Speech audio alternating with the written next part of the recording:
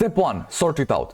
Divide your base into multiple sections. You can be as creative as you want with how you divide it, so let your imagination run loose and just compartmentalize your base into different sections, each serving a specific purpose. Here are a few examples: storage area, power production, printing, advanced resources, trading, and a ton of others. So again, you can be as creative as you want here. Just divide your base into different sections so that we can move on to step 2, automation everywhere. Automate each repetitive aspect of your base. Once you've got it compartmentalized, you can take a long look at each section and you'll be able to notice where you do repetitive things. For example, you might use your trading platform a lot, you might use your research chamber a lot, and you do the same thing over and over and over again. Spot those specific sections that could use some automation and see if they have any potential for it. Once you've narrowed it down, you can start automating them one by one. For example, I noticed that I use trading a lot, so I first automated scrap and Astroneer production so that I can use both of them for the trade platform. After I got these automated, I would just grab scrap or Astroneer and use them for the trade platform to get all of the items that I needed. But then I realized this became a repetitive aspect, me taking the scrap or the Astroneer and sending it with the trade platform 10 times, 20 times in a row. That's why the next step for me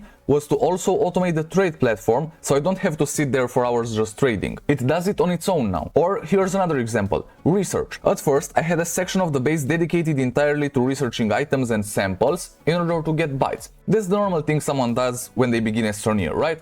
You just get your research items, you find them on the surface, in the caves, wherever, you drag them back to your base, you place them in the research chamber, and then you get bytes out of them. Rinse and repeat, and you do that over and over again. This is a repetitive aspect that I noticed in the research section. That's why I instantly automated that. The easiest thing you can do is just place an atmospheric condenser on there and have it produce infinite gases, which you can then research with multiple research chambers. But there are a ton of other designs for byte farms, but also for any other types of farm. Before we move on to step number 3, if you want to see a ton of examples of different farms and how to build them, accompanied by blueprints and lists of items, then you can check out my automation playlist. It should already be on screen by now, but let's keep it going. Step 3, it all comes together. Here's where everything comes together, so take a look at each section that you have already automated after completing step 1 and 2. Now you should have some different automations across your base in different sections. What you want to do in step 3 is make sure that they all work together. You want them to work well with each other, not interfere with each other's business, but where possible you want them to feed into each other to boost productivity in your base. You've already seen me do this when I combined the scrap farm with the automated trade platform, so they can work together and make everything a lot easier. That's a system of automations. It uses multiple automations that are put together to create a system.